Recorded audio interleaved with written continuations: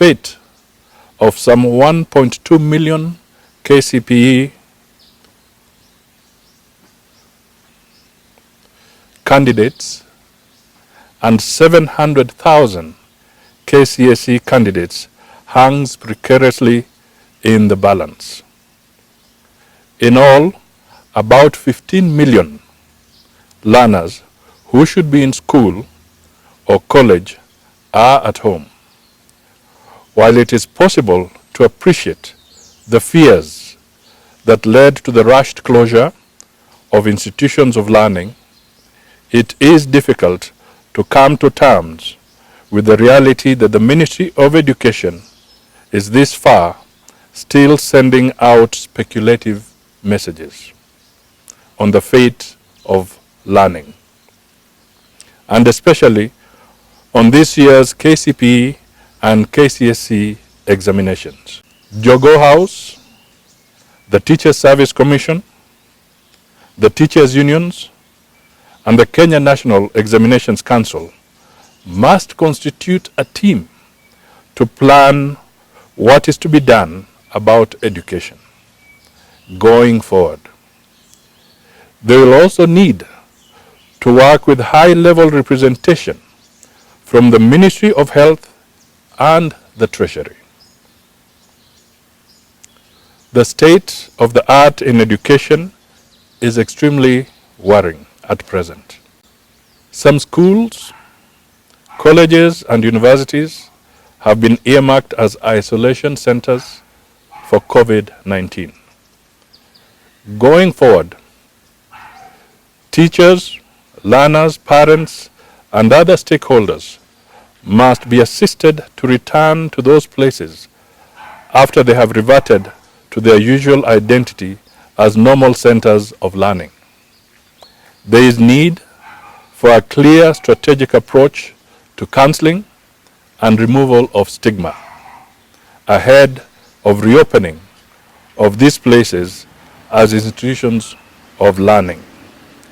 Indeed, there is need to ensure that they are fumigated and confirmed to be safe and COVID-19 free. We cannot just arbitrarily assume a return to normalcy in these places. We have heard government officials say that learning is going on online. They have also said that national examinations will go on as was scheduled at the start of the year. We do not know if any packages of measures that the ministry has made for parents, teachers, and learners to facilitate, equalize, and monitor home learning. Without clearly defined and equitable state-owned and state-facilitated learning packages, it is misleading and even mischievous to claim that learning is going on. It is not. Not every learner has access to radio or TV, and less still to the internet. Even those who can physically access these facilities are challenged with the costs of activating them. Let us not cheat ourselves. Let us accept that things are bad. Education is the mother of all other sectors. It must demonstrate the highest levels of planning and informed action as a way of setting the bar for other sectors and as a sectoral necessity. To this end, we must avoid the habit of decrees and Lone Ranger approaches of the kind that the Ministry of Education is used to.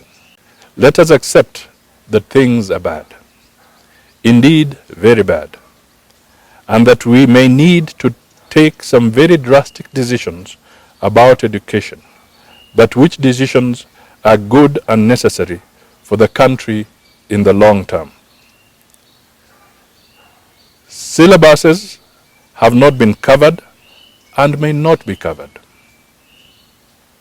Our exam-based education is about syllabuses. We cannot change direction in the midstream to pretend that all is well, when we know that exam syllabuses will not be covered. We cannot have exams when syllabuses have not been covered. It will throw the integrity of the exams and the education system into the international disrepute, and we certainly do not want to go that way. What the country needs from the ministry are definitive messages on the way forward. I repeat that.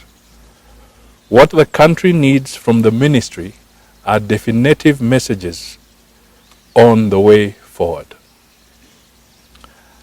As the bag continues to remain with us, it is expected that the Ministry of Education could get bona fide leaders of the key stakeholder entities in education in a constructive dialogue to reflect together and plan the way forward.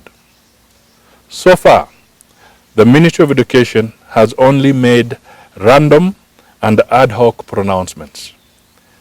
These casual and abrupt statements have mostly been given in the sidelines of Ministry of Health briefings on COVID-19.